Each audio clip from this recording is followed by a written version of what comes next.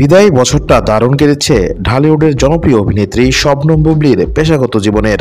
আর তাই বেশ ফুরফুরে মেজাজে আছেন বুবলি, সেটা বোঝাই যাচ্ছে অভিনেত্রী শেয়ারকৃত চোখ ধাঁধানো বেশ কয়েকটি ছবি দেখে। 30 ডিসেম্বর দুপুরে লাল গাউন পরে সোশ্যাল হ্যান্ডেলে নজর কেড়েছেন এই অভিনেত্রী। শেয়ার করা ছবিতে বুবলিকে যেন পরীর মতো লাগছে। রূপের আগুনে চোখ ধাঁধিয়ে দিয়েছেন নেটিজেনদের।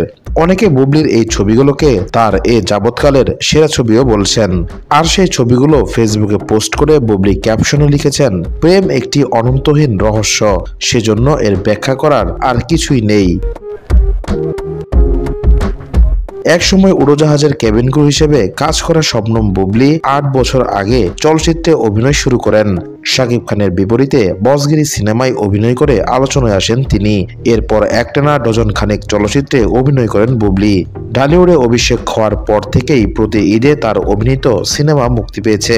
চলতি বছরের 2 ঈদেও তার 3টি সিনেমা মুক্তি পেয়েছে। মায়া ও দেয়ালের দেশ নামের সিনেমা দুটি মুক্তি পায় 2024 সালের পবিত্র ঈদ উল ফিতরে।